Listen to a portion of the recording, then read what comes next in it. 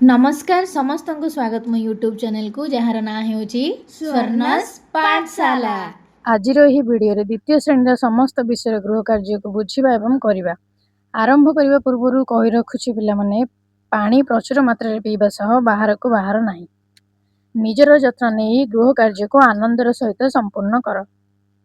प्रथम विषय आमे देखिबा भाषा। यही विषय रे प्रथम प्रश्न होची आकार ठारू ओकार पर्यंत समस्त मात्रा को नहीं तीनोटी लेखाएं शब्द आमे लिखिबा। आस शब्द पढ़िबा मन रखिबा एवं लिखिबा।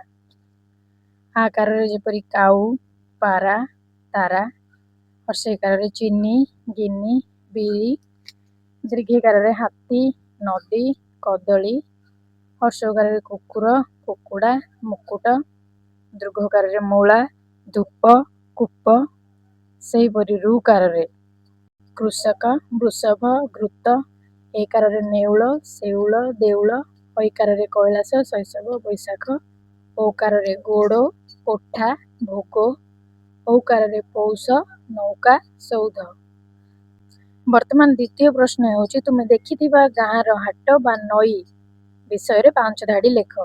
प्रथमे गाँ रो हाट विषय रे जानिबा।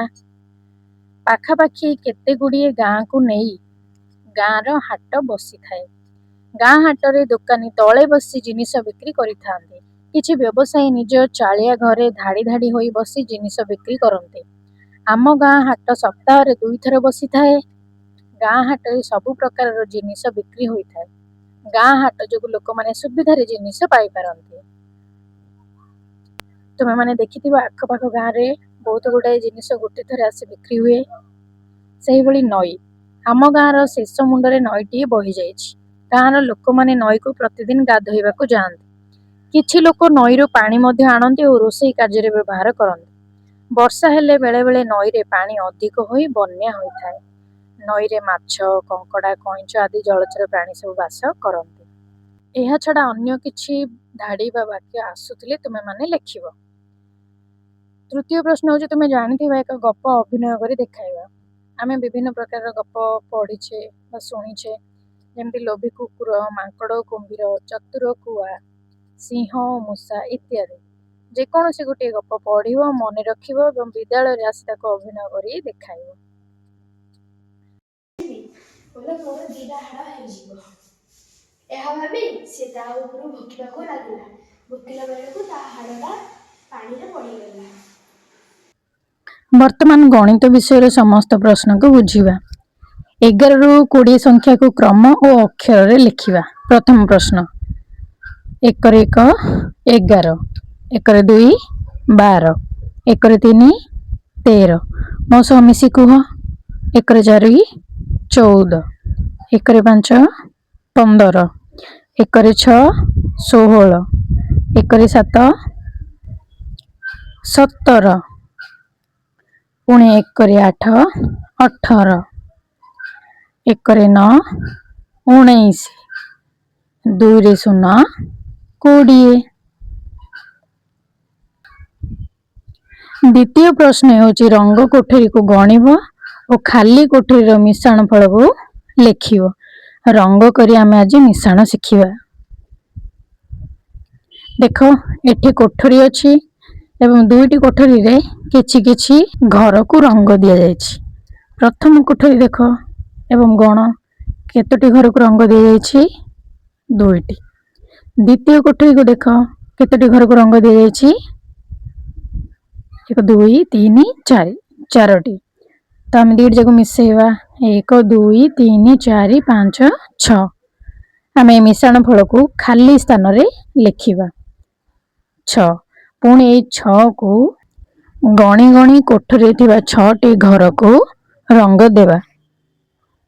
2 और 4 मिसाओ निज हाथ रे गण देखिलो केते हैला 6 हेउछि ना। एठी 2टी एठी 4टी 6 लिखि 6टी कोठरी को आमे रंग देले। सही परी द्वितीय नंबर मध्य करिबा। द्वितीय चित्र रे अछि तीनोटी को रंग दिया जायछि। पुणी पाख चित्र मिसेइबा आउ तीनोटी रंग दिया जायछि।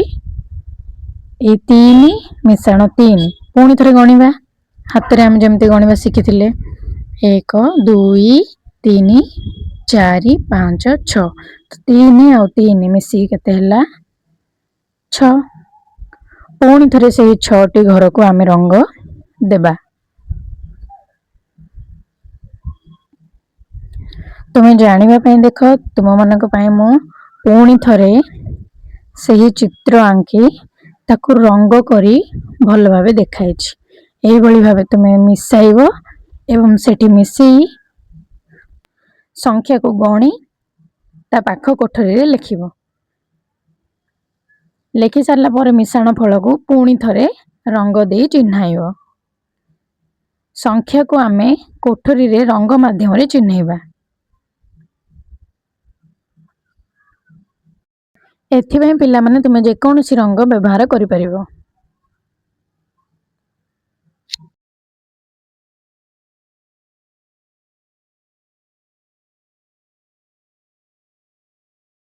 ବର୍ତ୍ତମାନ 3 ନମ୍ବର ପ୍ରଶ୍ନରେ ମୁଦ୍ରା ଓ ନୋଟ ଚିହ୍ନିବାକୁ ଅଛି। ତୁମେ ମାନେ ଦୋକାନ ଯାଅ, ସେଠି କିଣା ବିକା ସମୟରେ ନୋଟ ଆଉ ମୁଦ୍ରା ମଧ୍ୟ ଦେଖିଛ। ଆସ ଆଜି କିଛି ମୁଦ୍ରା ଓ ନୋଟକୁ ଚିହ୍ନିବା। ଏଠି ଦେଖ, ଏଇଟା ହଉଛି 1 ଟଙ୍କିଆ ମୁଦ୍ରା। ପୁଣି ପାଖରେ ଥିବା ଆଉ ଗୋଟିଏ, ସେଇଟା ମଧ୍ୟ 1 ଟଙ୍କିଆ ମୁଦ୍ରା। ଇଏ ହଉଛି 2 ଟଙ୍କିଆ ମୁଦ୍ରା। ଏଠି ଦେଖ ଇଂରାଜୀରେ 2 ଲେଖା ହେଇଛି, ସେଠି ଇଂରାଜୀରେ 1/1 ଲେଖା ହେଇଥିଲା। ଇଏ ହଉଛି 5 ଟଙ୍କିଆ ମୁଦ୍ରା। ଦେଖ ଇଂରାଜୀରେ 5 ଲେଖା ହେଇଛି।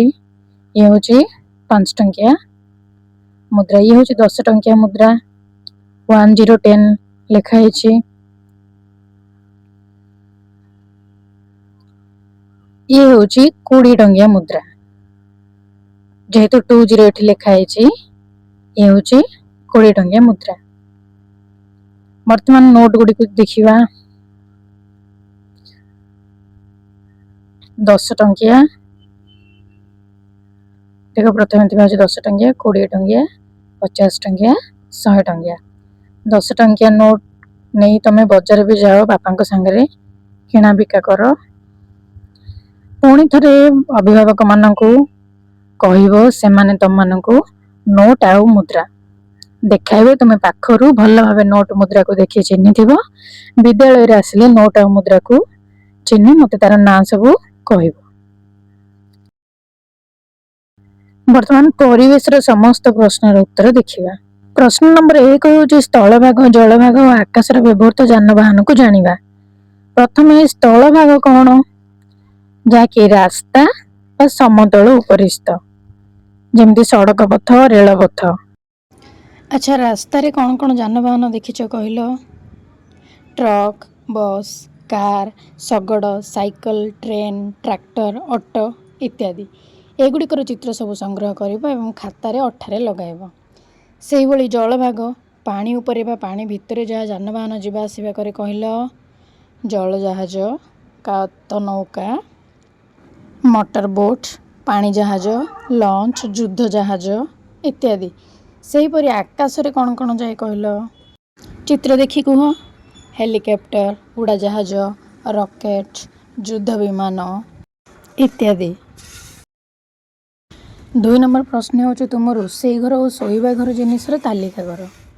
ରୋଷେଇ ଘରେ କ'ଣ କ'ଣ ଦେଖୁଛ ତୁମେ ଆରାମସେ କହିପାରିବ, କାହିଁକିନା ତୁମ ଘରେ ମଧ୍ୟ ଅଛି। କହିଲ? ଗ୍ୟାସ୍ ସିଲିଣ୍ଡର, କଡ଼େଇ, ଗ୍ଲାସ୍, ଥାଳି, ଚାମଚ, ପନିପରିବା, ଅଟା, ଡାଲି, ଚାଉଳ, ବାସନ ଷ୍ଟାଣ୍ଡ ଇତ୍ୟାଦି। ସେହିପରି ଶୋଇବା ଘରେ ଖଟ, ପାଣି ବୋତଲ, ବେଡ଼ସିଟ୍, କମଳ, ତକିଆ, ଲାଇଟ୍, ପଙ୍ଖା, କବାଟ ଇତ୍ୟାଦି। ବର୍ତ୍ତମାନ 3 ନମ୍ବର ପ୍ରଶ୍ନ ବା ଶେଷ ପ୍ରଶ୍ନ ହେଉଛି ଅଳତାରେ ଆଙ୍ଗୁଠି ଛାପ ଦେଇ ଗଛଟିଏ ଆଙ୍କିବ। ତୁମେମାନେ ଏହି ଆକ୍ଟିଭିଟି ବିଷୟରେ ପୂର୍ବରୁ ଅବଗତ, ତେଣୁ ମଜା ନେଇ ଆରାମରେ କରିପାରିବ। ଆଶା କରୁଛି ତୁମେମାନେ ଭଲ ଭାବେ ସମସ୍ତ କାର୍ଯ୍ୟ ବୁଝି ସାରିଥିବ ଏବଂ ଏହାକୁ ସମ୍ପୂର୍ଣ୍ଣ କରି ଖରା ଛୁଟି ପରେ ବିଦ୍ୟାଳୟରେ ଆସି ଦେଖାଇବ।